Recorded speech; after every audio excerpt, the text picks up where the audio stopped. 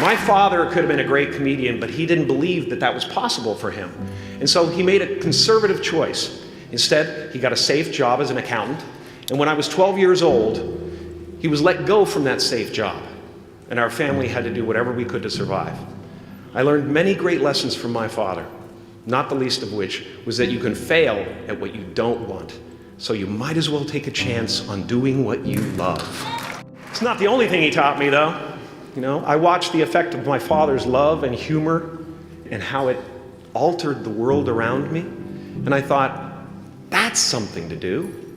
That's something worth my time. It wasn't long before I started acting up. You know, people would come over to the house and they'd be greeted by a 7-year-old throwing himself down a large flight of stairs. They would say, "What happened?"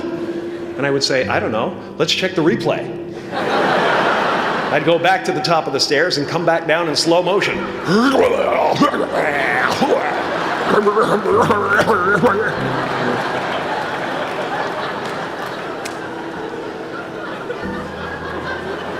It was a very strange household. My father used to brag that I wasn't a ham, I was the whole pig. And he treated my talent as if it was his second chance.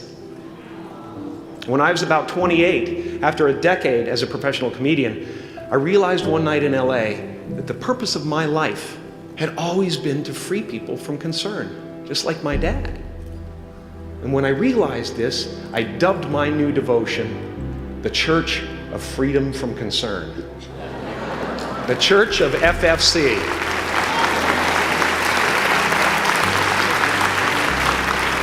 And I dedicated myself to that ministry. What's yours? How will you serve the world? What do they need that your talent can provide? That's all you have to figure out. As someone who's done what you're about to go and do, I can tell you from experience, the effect you have on others is the most valuable currency there is. Because everything you gain in life will rot and fall apart, and all that will be left of you is what was in your heart. My choosing to free people from concern got me to the top of a mountain. Look where I am. Look what I get to do. Everywhere I go. I'm going to get emotional because when I tap into this, it really is extraordinary to me. I did something that made people present their best selves to me wherever I go. I've often said that I wished people could realize all their dreams and wealth and fame, and so that they could see that it's not where you're going to find your sense of completion. Like many of you, I was concerned about going out into the world and doing something bigger than myself, until someone smarter than myself made me realize that there is nothing bigger than myself. Because life doesn't happen to you, it happens for you. How do I know this? I don't, but I'm making sound, and that's the important thing. That's what I'm here to do. Sometimes I think that's the only thing that's important, really, you know? It's just letting each other know we're here, reminding each other that we're part of a larger self. Your job is not to figure out how it's going to happen for you, but to open the door in your head, and when the door opens in real life, just walk through it. And don't worry if you miss your cue, because there's always doors opening. They keep opening. And when I say life doesn't happen to you, it happens for you, I really don't know if that's true. I'm just making a conscious choice to perceive challenges as something beneficial so that I can deal with them in the most productive way. You'll come up with your own style. That's part of the fun. Oh, and why not take a chance on faith as well? Not religion, but faith. Not hope, but faith. I don't believe in hope. Hope is a beggar. Hope walks through the fire and faith leaps over it.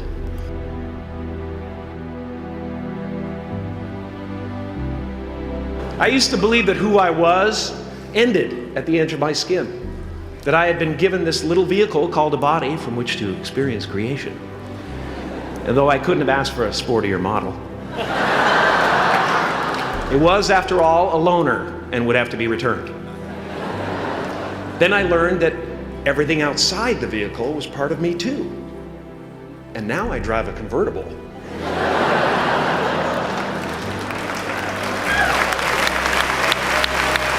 Yeah, man. Top down, wind in my hair. Woo! I am elated and truly excited to be present and fully connected to you at this important moment in your journey. I hope you're ready to open the roof and take it all in.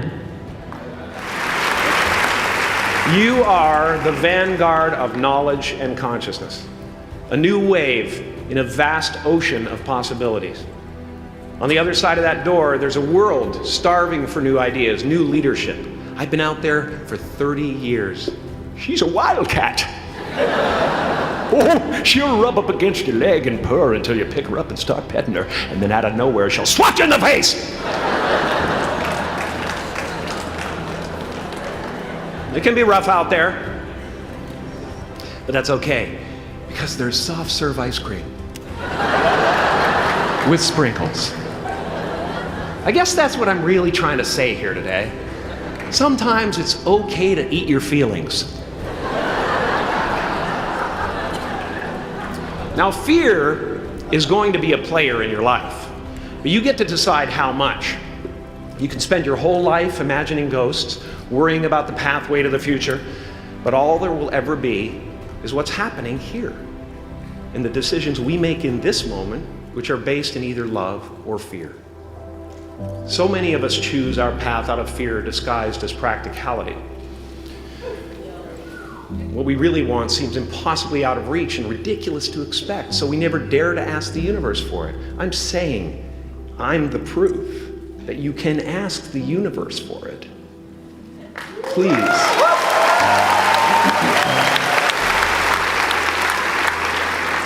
I am at the top of the mountain, and I was, and the only one I hadn't freed was myself, and that's when my search for identity deepened. I wondered who I'd be without my fame. Who would I be if I said things that people didn't want to hear? Or if I defied their expectations of me? And that peace that we're after lies somewhere beyond personality, beyond the perception of others, beyond invention and disguise, even beyond effort itself. You can join the game, fight the wars, play with form all you want, but to find real peace, you have to let the armor go. Your need for acceptance can make you invisible in this world. Don't let anything stand in the way of the light that shines through this form. Risk being seen in all of your glory. My soul is not contained within the limits of my body. My body is contained within the limitlessness of my soul. Now I'm always at the beginning.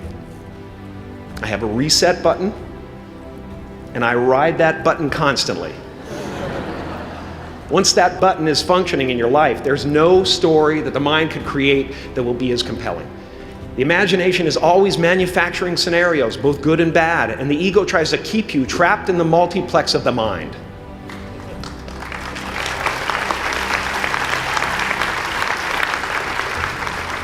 Our eyes are not viewers, they're also projectors that are running a second story over the picture that we see in front of us all the time.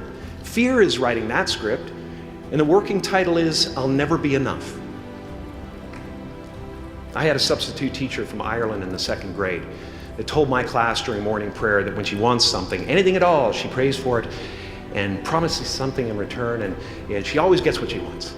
Well, I'm sitting at the back of the classroom, thinking, wow, my family can't afford a bike, So I went home and I prayed for one. And I promised I would recite the rosary every night in exchange. Broke that promise. But 2 weeks later, I got home from school to find a brand new Mustang bike with a banana seat and Easy Rider handlebars. Yeah.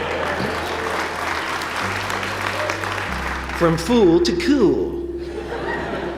My family informed me that I had won the bike in a raffle that a friend of mine had entered my name in without my knowledge whatsoever. So that type of thing has been happening to me ever since. And as far as I can tell, it's just about letting the universe know what you want, and working toward it while letting go of how it comes to pass. No matter what you gain, ego will not let you rest. It will tell you that you cannot stop until you've left an indelible mark on the earth, until you've achieved immortality. How tricky is this ego that it would tempt us with the promise of something we already possess? Relax and dream up a good life.